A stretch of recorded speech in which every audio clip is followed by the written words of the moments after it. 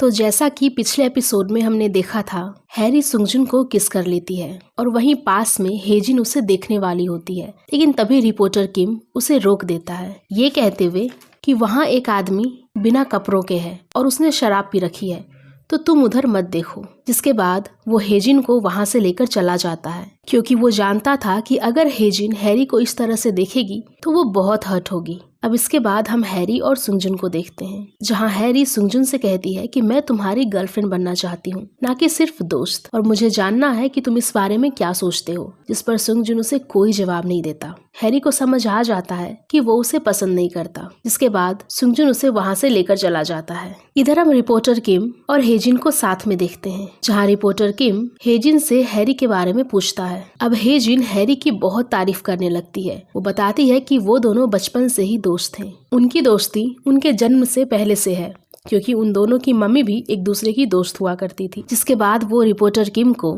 उसकी फोटो भी दिखाती है और कहती है कि देखो ये कितनी ज्यादा खूबसूरत है, बिल्कुल गुड़िया की तरह। जिस पर रिपोर्टर किम कहता है कि तुम उससे ज्यादा खूबसूरत हो। हेजिन को लगता है कि रिपोर्टर किम उसके साथ मजाक कर रहा है। अब रिपोर्टर किम हेजिन को सारी बातें बताना चाहता था कि कैसे उसकी दोस्त उसके साथ चीट कर रही है, लेकिन फिर वो नहीं बताता। इधर हम हैरी और सुंगजुन को साथ में देखते हैं, जो दोनों घूम रहे थे, जहाँ सुंगजुन हैरी से सिर्फ पास्ट की बातें ही किए जा रहा था। जहाँ हैरी उसे कहती है हमें पास्ट की बातें नहीं बल्कि अभी की बातें करनी चाहिए। जिसके बाद दोनों एक साथ थोड़ा टाइम स्पेंड करते हैं और घर चले आते हैं। तभी घर के सामने हैरी को उसका बॉयफ्रेंड मिलता है। वो उससे पूछता है कि आजकल तुम मुझसे मिलती क्यों नहीं। इस पर हैरी उसे कहती है कि तुम्हारा पत्ता कट चुका है। जिस पर उसका बॉयफ्रेंड समझ जाता है कि हैरी को कोई और मिल चुका है और वो उसके बारे में बहुत बुरा भला बोलता है। अब हैरी को सुंगजुन के बारे में ये सब सुनकर बहुत बुरा लगता है और वो उसे बहुत डांटती है, और इन दोनों की सारी बातें वहीं खड़ी हेजिन सुन लेती है। अब हेजिन हैरी के लिए बहुत खुश होती है कि फाइनली हैरी को अपना सच्चा प्यार मिल ही गया। वो उसे पूछती है कि कौन है वो लड़का, मुझे भी बताओ। इसके बाद वो हैरी से कहती है कि पता है, जब तुम्हारी मम्मी तुम्हें छोड़कर चली गई थी और तुमने मुझसे कहा था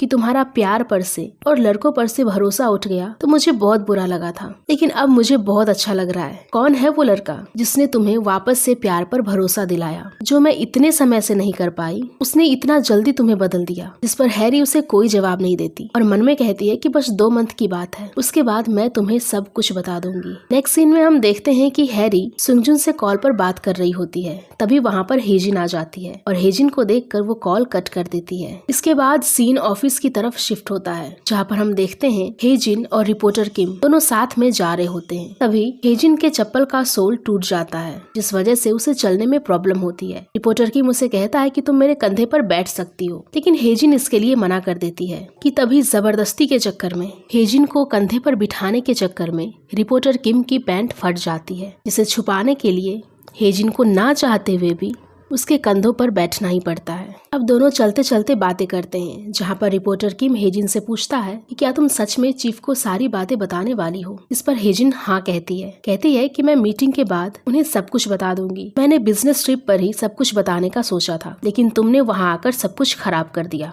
इसके बाद हमें सुंगजुन के कैबिन का सीन दिखाया जाता है, जहाँ पर हम देखते हैं कि वो कैबिन में बैठकर हेजिन की ही पिक्चर देख रहा था, और जैसे ही हेजिन वहाँ पर आती है वो अपना लैपटॉप बंद कर देता है। इसके बाद सीन ट्रैफिक सिग्नल पर शिफ्ट होता है, जहाँ पर जैसे ही ग्रीन लाइट ऑन होती है हेजिन कहती है कि चलने का वक्त हो गया, और सुंगजुन उसे ये कहते हुए देख लेता है और वो जल्दी से उसके पीछे आता है कि ये कौन था, और ये कोई और नहीं बल्कि हेजिन ही होती है। इसके बाद उसे हेजिन की कई सारी हरकत अपनी बचपन वाली दोस्त से मिलती हुई नजर आती है।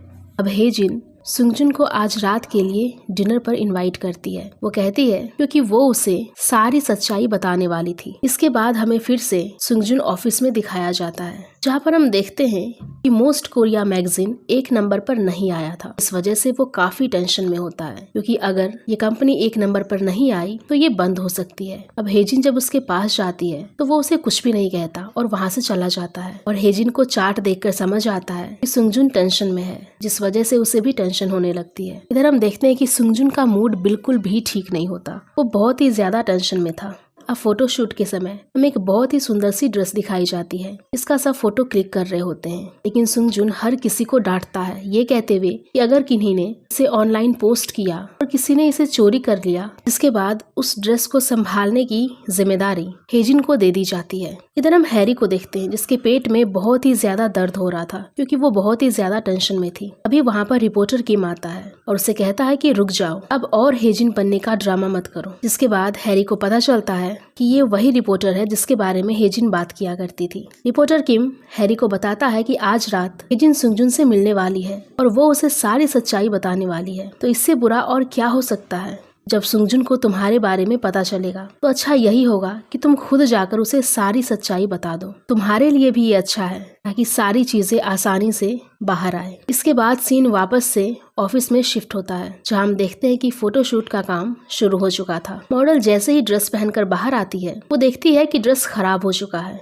जिस वजह से शूट भी कैंसिल हो जाता है। अब सुंगजुन को बहुत ही ज्यादा गुस्सा आ रहा था। वो पूछता है कि वो कौन था जिसकी वजह से ये ड्रेस खराब हुआ है। इस पर हेजिन सामने आकर बोलती है वो मैं थी। अब सुंगजुन को और भी ज्यादा गुस्सा आ जाता है। वो कहता है कि हमेशा तुम ही क्यों रहती हो, निकल जाओ यहाँ से, आज के बाद कभी मुझे अपनी शक्ल मत दिखाना। और वो बहुत बुरी तरह से हेजिन की बेइज्जती करके उसे कंपनी से फायर कर देता है। अब थोड़ी देर बाद हम देखते हैं कि एक मॉडल रोते रोते सुंगजुन के पास आती है और उसे बताती है कि इसकी जिम्मेदार मैं हूँ, ना कि हेजिन। जिसके बाद रिपोर्टर चा सुंगजुन से पूछती है कि अब हेजिन का क्या, क्योंकि उसे तो बिना किसी गलती के बाहर निकाल दिया गया था। इस पर सुंगजुन उसे कोई जवाब नहीं देता। इधर हम रिपोर्टर किम को देखते हैं, जिसे जुनवू से पता चलता है कि हेजिन को कंपनी से फायर कर दिया गया है। सीन हैरी की तरफ शिफ्ट होता है, जहां हैरी सुंगजुन को सारी सच्चाई बताने के लिए उसे बार बार कॉल कर रही थी, लेकिन सुंगजुन तो सिर्फ हेजिन के बारे में ही सोच रहा था और टेंशन के कारण वो हैरी का कॉल पिक नहीं करता। जिसके बाद हैरी हेजिन को भी कॉल लगाती है, जहाँ वो कॉल पिक करती है और उसे सारी बातें बताती है कि कैसे सुंगजुन ने उसे कंपनी से बाहर निकाल दिया। अब दोनों मिलते हैं, जहाँ हेजिन हैरी से कहती है कि बिजनेस ट्रिप पर मुझे लगा था कि सुंगजुन बदला नहीं है, वो सेम बचपन वाला ही सुंगजुन है, लेकिन मैं गलत थी। उसने मुझे बहुत बुरी तरह से बेइज्जती करके कंपनी से बाहर निकाल दिया और वो इसमें थोड़ा सा भी हिचकिचाया नहीं और मैं सिर्फ देखती ही रह गई। मैं बिल्कुल पागल की तरह लग रही थी। अब हैरी रोकर उससे माफी मांगती है। हेजिन उससे पूछती है कि तुम क्यों माफी मांग रही हो। इस पर हैरी उसे कहती है कि बस माफ करो। अब हेजिन डिसाइड करती है कि वो सुंगजुन से कभी नहीं मिलेगी। तभी हम देखते हैं कि हैरी को सुंगजुन का कॉल आता है, लेकिन वो उसका कॉल इग्नोर कर देती है। जिसके बाद हेजिन की आईडी देखकर सुंगजुन हेजिन को याद करने लगता है। और ऑफिस में भी हम देखते हैं कि हेजिन सबकी बहुत हेल्प किया करती थी। सब सोचते हैं कि हेजिन इतना सारा काम अकेले कैसे कर लेती है और सब उसे बहुत मिस कर रहे थे। इधर हम हेजिन को देखते हैं, जो कि नेक्स्ट जॉब खोज रही थी। अब सीन ऑफिस की तरफ शिफ्ट होता है, जहाँ पर हम देखते हैं कि सुंगजुन ने एक मीटिंग अरेंज की होती है। तभी वहाँ पर रिपोर्टर किम एक आइडिया देता है कि हमें मेन नहीं बल्कि सपोर्टिंग कैरेक्टर्स पर ध्यान देना चाहिए। इस पर सभी लोग डिस्कस करते हैं और ये आइडिया सबको बहुत ही अच्छा लगता है। जिसके बाद रिपोर्टर किम सुंगजुन के कैबिन में जाता है और उसे हेजिन का वो डायरी दिखाता है और कहता है कि ये मेरा आइडिया नहीं बल्कि किम हेजिन का आइडिया है और अगर हमें इस आइडिया के साथ आगे जाना है तो आपको किम हेजिन को वापस कंपनी में बुलाना पड़ेगा। जिसके बाद सुंगजुन कहता है कि क्या तुम ये चाहते हो कि मैं जाकर उससे माफी मांगू। इस पर रिपोर्टर किम कहता है कि मैं तो तुम्हें समझदार समझता था, लेकिन ये समझदारी तुम्हारी किम हेजिन के लिए क्यों नहीं है। लगता है तुम उसे पसंद करते हो, क्योंकि अगर हेजिन के जगह पर वहाँ पर कोई और असिस्टेंट होती तो क्या तुम उसके साथ भी सेम बिहेव करते। जिस पर सुंगजुन उसे कोई जवाब नहीं देता। रिपोर्टर किम कहता है कि मुझे जवाब चाहिए। क्या तुम हेजिन को पसंद नहीं करते। मुझे पता है तुम ओ फील करते हो तो एक्स बोलते हो और जब तुम्हारा दिल एक्स फील करता है तो तुम ओ कहते हो।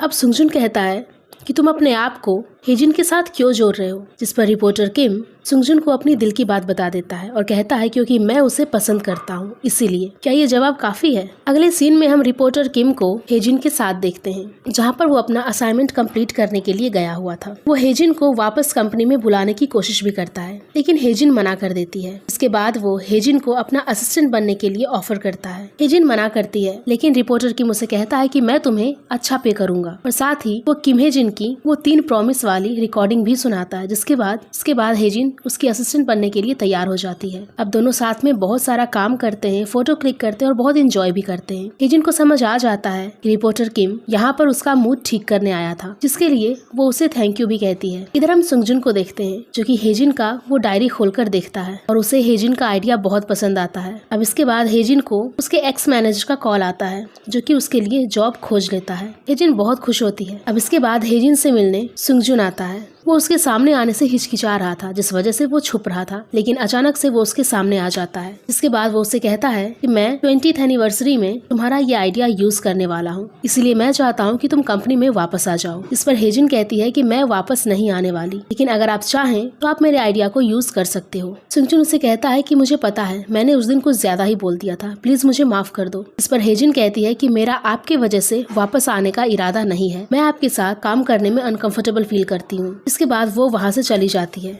अब इसके बाद हेजिन को उसके मैनेजर का कॉल आता है, जो उसे बताता है कि हेजिन को वो जॉब नहीं मिल सकती। अब इसके बाद हेजिन अपने पापा से मिलने उनके शॉप पर जाती है, जहाँ पर वो नहीं होते, तो वो उन्हें सरप्राइज देने का सोचती है और वहीं पर छुप जाती है। जब उसके पापा वहाँ पर आते हैं, अभी वहाँ पर एक कस्टमर आता है, जो कि उसके पापा को बहुत डांट लगाता है, क्योंकि उनकी मशीन खराब होने की वजह से कस्टमर का काम सही समय पर नहीं हो पाया था। इसके बदले उसके पापा उसे सॉरी भी कहते हैं, लेकिन वो कस्टमर उन्हें बहुत सुनाता है और कहता है, मैंने सुना है कि आपकी बेटी बहुत बड़ी कंपनी में काम करती है, तो आप उससे एक नई मशीन खरीद के देने को क्यों नहीं कहते। इसके बाद वो गुस्सा होकर वहाँ से चला जाता है। हेजिन को ये सब देखकर हेजिन को अपने पापा की स्ट्रगल देखकर बहुत बुरा लगता है। जिसके बाद वो दूर खड़ी होकर उन्हें कॉल करती है और पूछती है कि क्या वहाँ पर सब सही है। इस पर उसके पापा कहते हैं कि हाँ, तुम यहाँ की चिंता मत करो, यहाँ सब ठीक है। और वो उसे ये भी पूछते हैं, क्या फिर से नेक्स्ट मैगजीन में तुम्हारा नाम आएगा। इस पर हेजिन हाँ में जवाब देती है। वो कहती है कि मेरे बिना उनकी कंपनी कैसे चलेगी। इसके बाद वो अपने पापा के लिए उस कंपनी में वापस जाने का डिसाइड करती है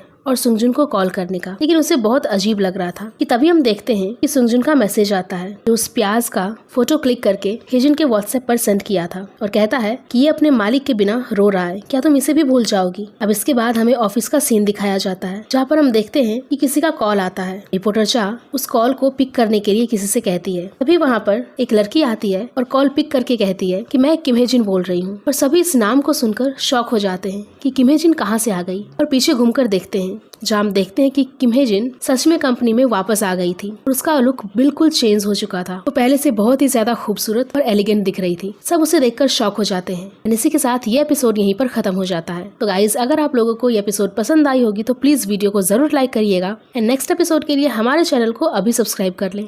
थैंक यू।